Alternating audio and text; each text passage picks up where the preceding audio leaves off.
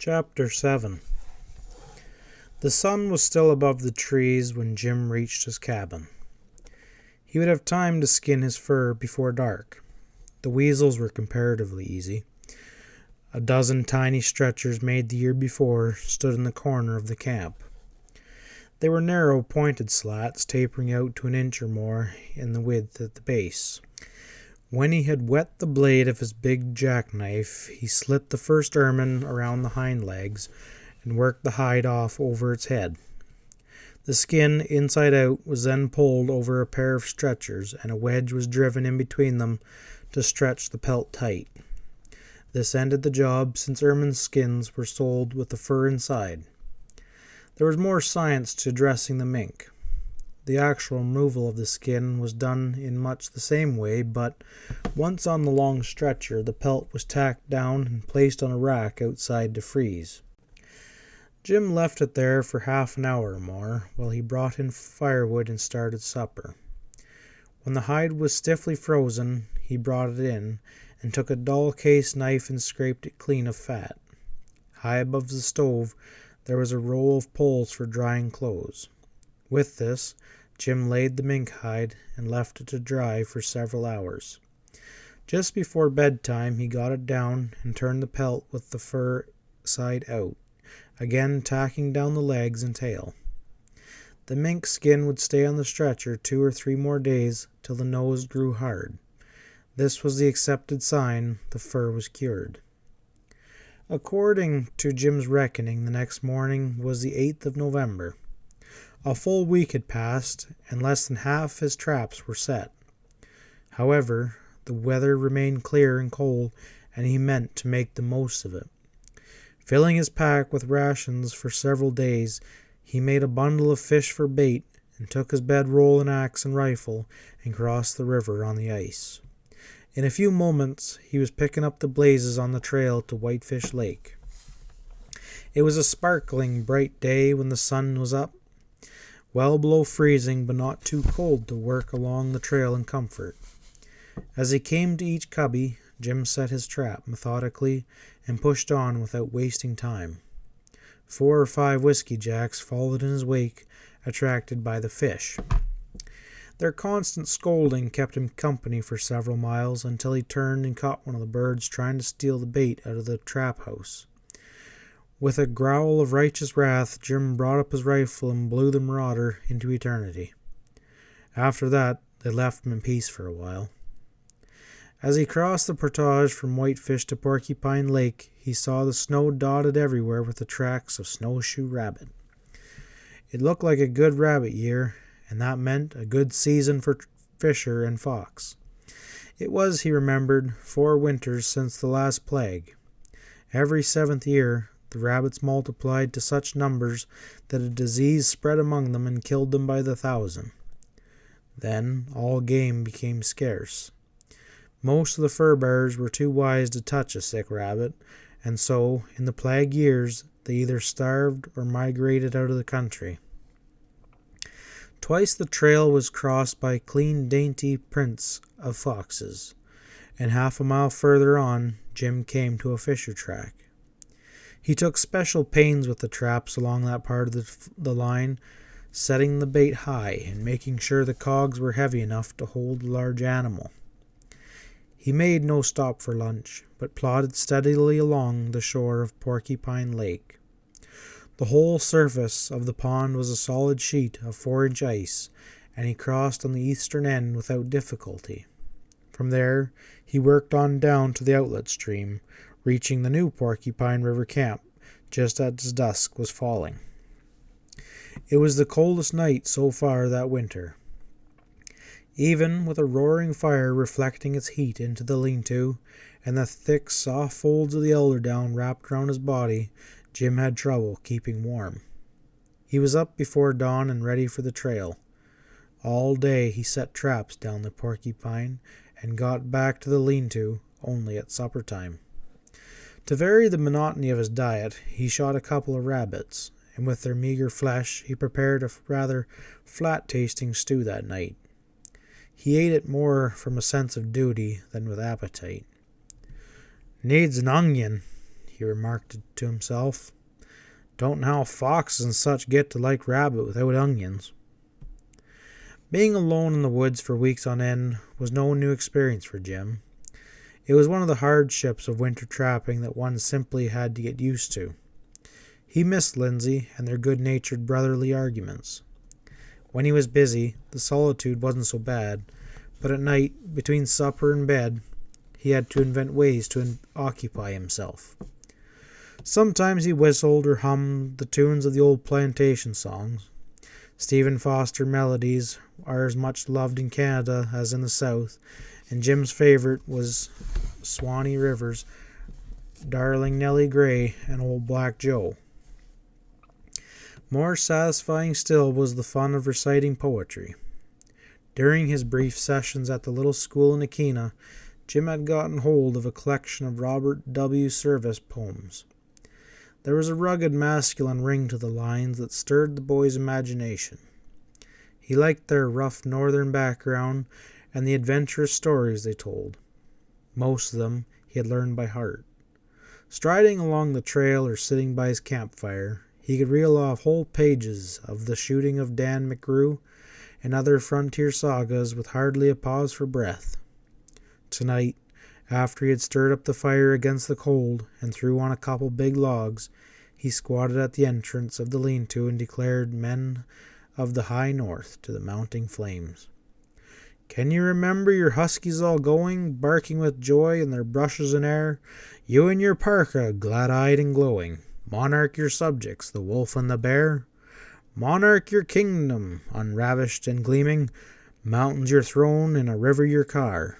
Crash of a bull moose to rouse you from dreaming, forest your couch and your candle a star. The words died in his throat. Somewhere off to the right he heard a sudden sharp crack of brush. For long seconds he crouched there listening. Then so close it made him shiver came the quivering howl of a hunting wolf. It was repeated a moment later from farther away. Then two voices together took up the cry. There was a panting eagerness in those howls. The wolves were moving fast. They must have been hot on a trail, or they never would have passed so near his camp. Jim snatched up his rifle and ran to the river bank. There were stars overhead, but no moon.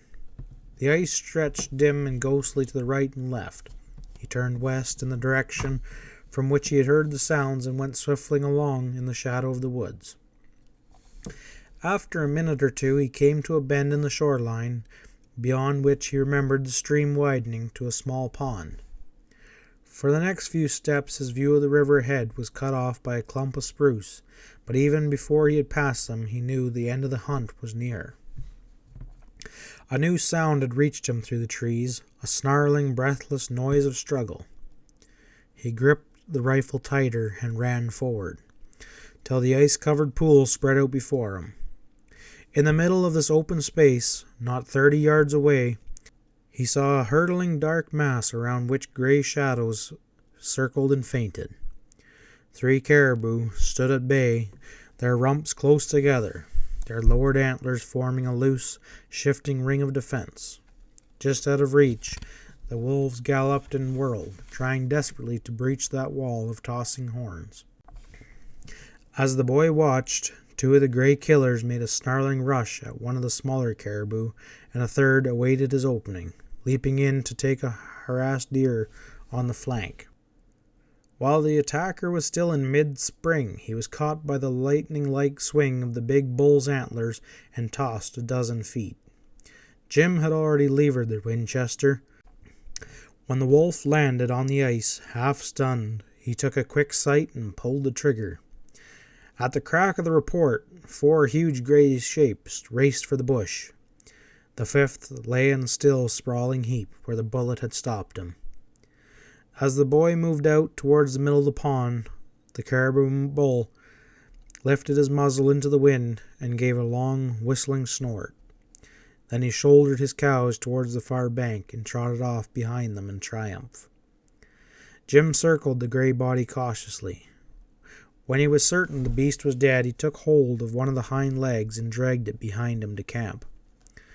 The light of the fire showed him a good-sized timber wolf, full-furred but gaunt with hunger. The blunt, club-like points of the caribou horns had done no damage to the hide, but the rifle bullet had broken the animal's neck and nearly taken the head off. Late as it was, Jim slung the wolf on a pole and skinned him. He was well satisfied with his night's work. The pelt would be worth something in addition to the 25 bounty. And in the thrill of the fight he had just witnessed, his sympathies had been all with the caribou. They seemed like old friends, for he had no doubt it was the same herd he had seen crossing the Squaw 2 days before. The bitter cold had abated somewhat by the next morning, but it was still clear, and the light wind promised continued fair weather. Jim made good time on the trail to Porcupine Lake and back to his home camp. There was no fur in his traps, though one of them held a snowshoe rabbit, and the whiskey jacks had flinched the bait from a couple of others. Since his fish was exhausted, he cut up the rabbit and rebaited the traps with the meat. It was only a little past noon when Jim had reached his cabin. There were many chores to be done around the place, and he set to work at once. First, a roaring fire had to be built in the stove. He had a craving for fresh bread, and while the cylindrical oven built into the stovepipe was heating up, he mixed up a batch of dough. Next, he took a big pan of snow on the fire and laid out his clothes to be washed. The laundry work and a bit of mending took the rest of the afternoon. The delicious odor of baking bread filled the cabin and sent the jays outside into a frenzy of jealous scolding. When the first loaf came out of the oven, Jim cut himself a generous slice and stood in the door, laughing at his ruffled neighbors while he ate it. That night he straightened up the camp and replenished his pack-sack. He and Lindsay had agreed to meet in 2 weeks when they parted at Wabing. Tomorrow would be the 14th day, and Jim meant to get an early start upriver. Only about 8 miles lay between his cabin and Lindsay's lower cabin, but he found several of the faster flowing stretches of river still unfrozen, and it was necessary to make detours along the shore. Just before noon he came out on the ice at the foot of Squaw Lake and headed for his brother's shack. There was no smoke coming from the stovepipe, and he heard no answer to his hail. Opening the door, he looked inside. The fire was out, and Lindsay's gun and snowshoes were gone. Jim picked up what looked to be the freshest trail among the maze of tracks in front of the camp. It led off westward up the lake. Mile by mile he swung along, Jim watching the shore for a glimpse of a moving figure. He knew Lindsay might be working anywhere on the trap line, and it wasn't until late afternoon, when he had covered 10 more miles and was nearing the head of the lake, that he saw a dark speck ahead on the ice. He flung up his arm, and the other figure waved in answer. As they shortened the distance between them, he could see Lindsay's sturdy shoulders hunched under his pack, and what looked like a stuffed black stocking draped around his ears. "Hey, kid! What's that hanging around your neck?" Lindsay only grinned and plodded nearer. When he was a few strides away, he reached up a free hand and pulled a big, dark-furred body off the top of his pack.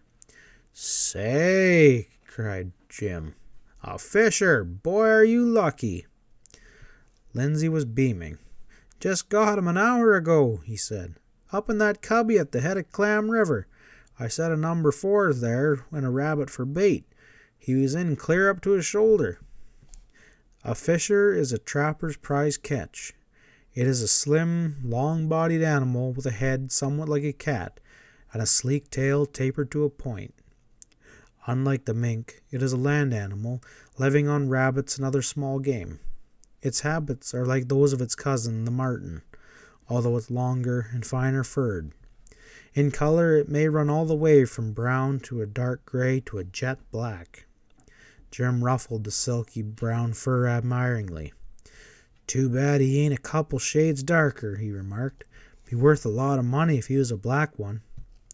"Say, I'm not kicking," Lindsay answered stoutly. "How many fisher have you got, Mr. Big Shot?" Jim laughed. All right, I'm just jealous, I reckon. Tell me, how is everything? Where were you with all the snow? Right here in my lower camp. I was coming down from Sucker Lake when it started. I suppose you were off downriver somewhere. Yeah, in that lean-to at the lawn carry, Jim answered. Listen, we don't want to hike all the way back. Let's sleep up here in that little camp tonight. I got enough grub. They turned towards the sunset and soon reached the half wall and tent they had put up while they were netting fish. It was dry and clean inside, and when they threw back the front flap and built a good fire before the opening, it didn't take long to make the place comfortable.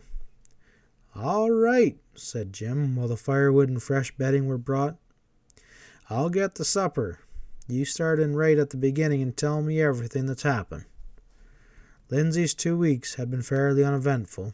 He had all of his traps set, and his catch of fur was running about the same as Jim's. 6 ermine, a pine marten, and the fisher, what she skinned while they talked. He hadn't seen anybody, though he had come across the track of the sled on Poplar Lake the day before. 4 dogs looked like, all about the same size, but not a very heavy man. I figure it was Emil Coot, he said. I guess likely, Jim nodded. He told me he'd be going to town for the mail about now. Wonder if he had a letter from Dad. Well, I'll soon know. In a couple days I got to head for Waba and get me a dog team.